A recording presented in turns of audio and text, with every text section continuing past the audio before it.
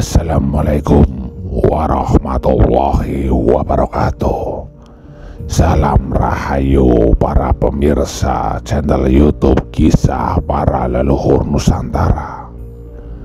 Pada kesempatan kali ini kita akan membahas tentang legenda asal-usul Ranggalawe, pengikut Raden Wijaya Majapahit.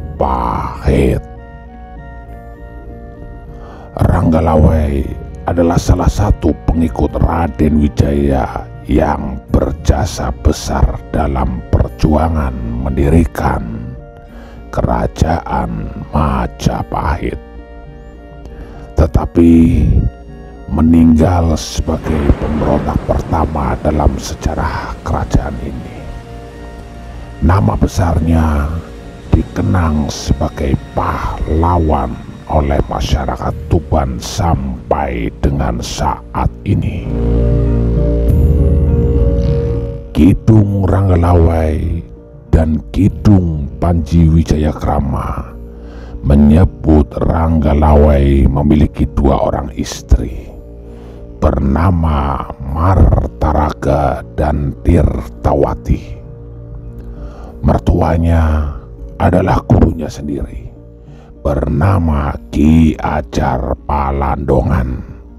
Dari Mintaraga lahir seorang putra bernama Kuda Anjampiani. Kedua naskah di atas menyebut ayah Ranggalawe adalah Arya Wirarjo.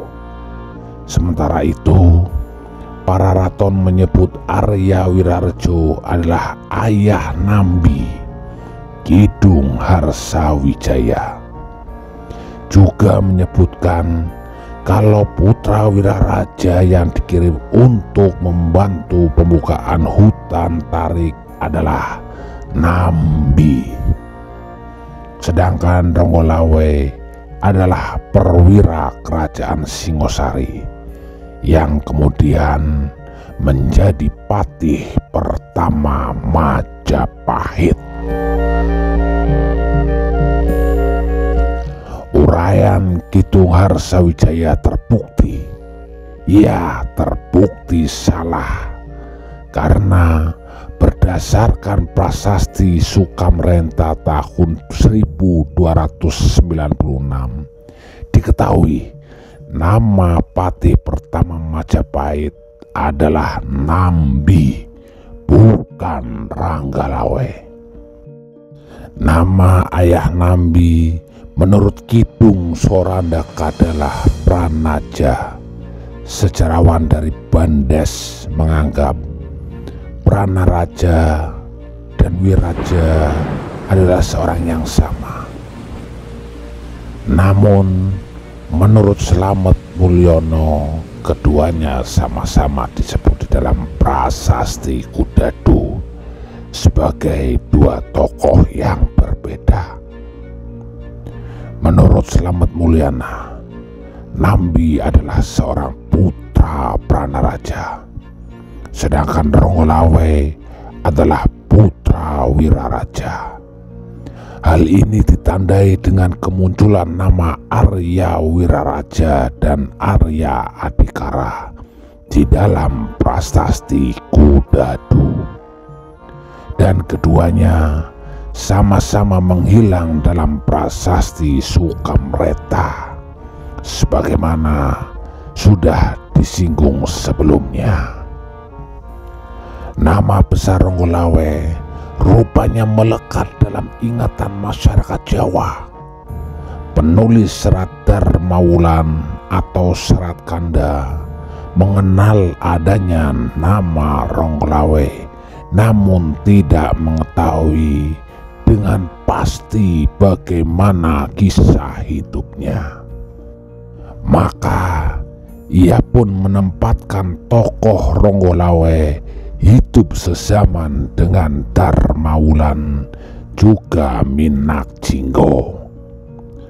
Darmawulan sendiri merupakan tokoh fiksi karena kisahnya tidak sesuai dengan bukti-bukti sejarah serta tidak memiliki prasasti pendukung.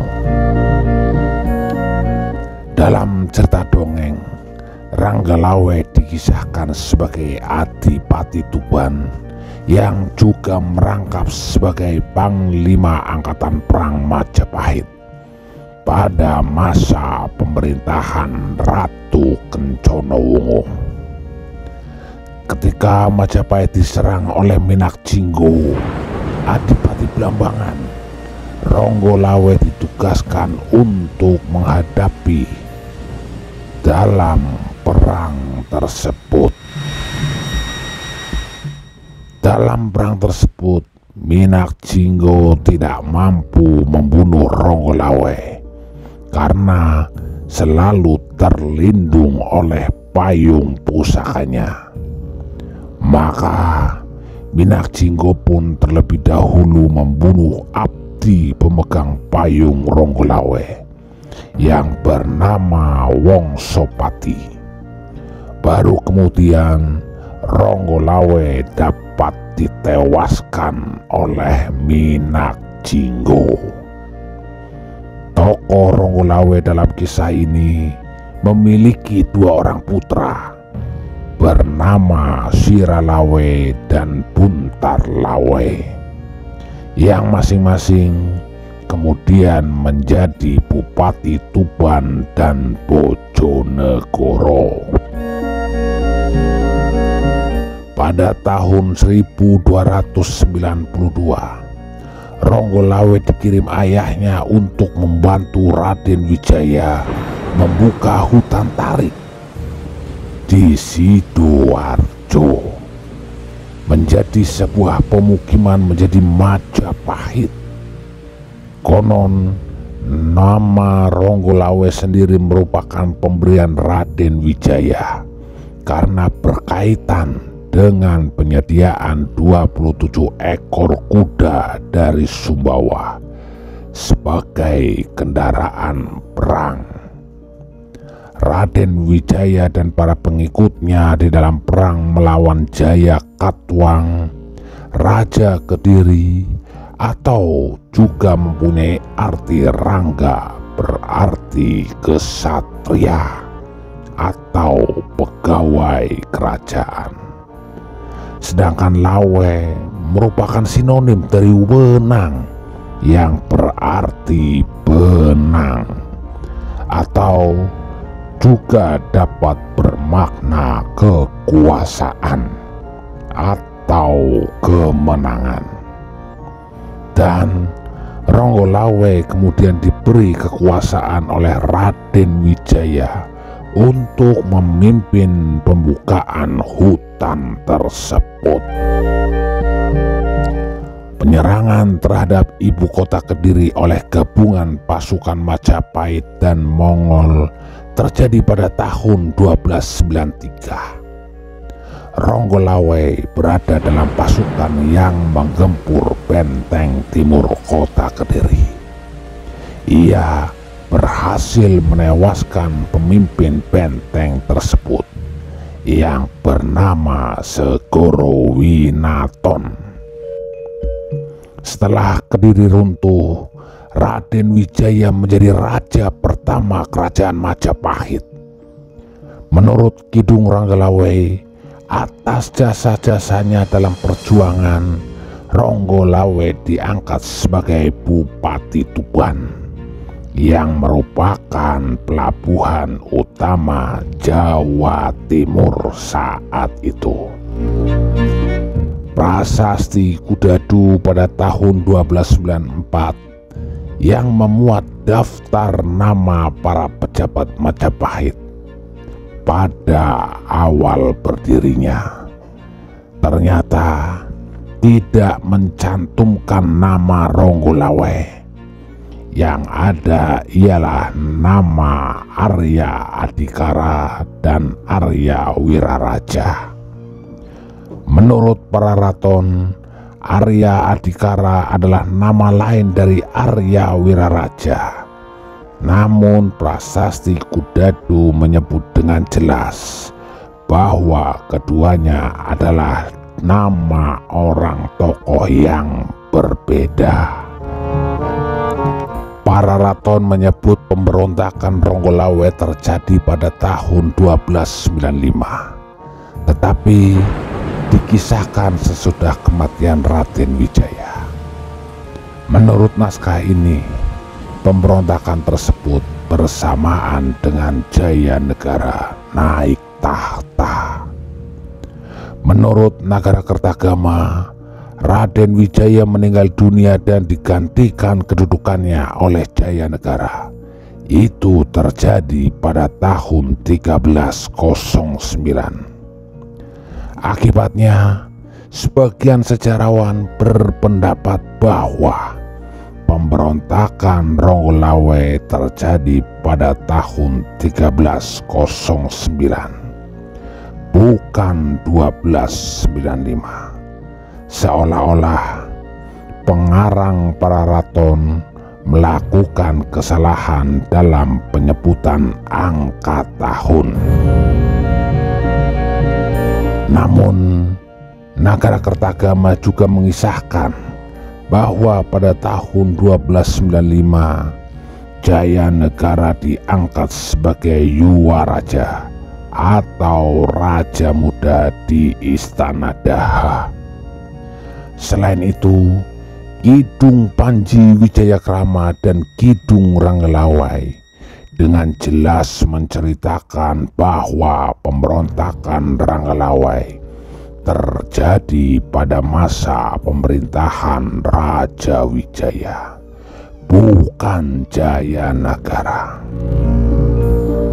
Fakta lain menunjukkan nama Arya Wiraraja dan Arya Adikara sama-sama terdapat di dalam prasasti Kudadu pada tahun 1294. Tetapi kemudian keduanya sama-sama tidak terdapat lagi dalam prasasti Sukamreta.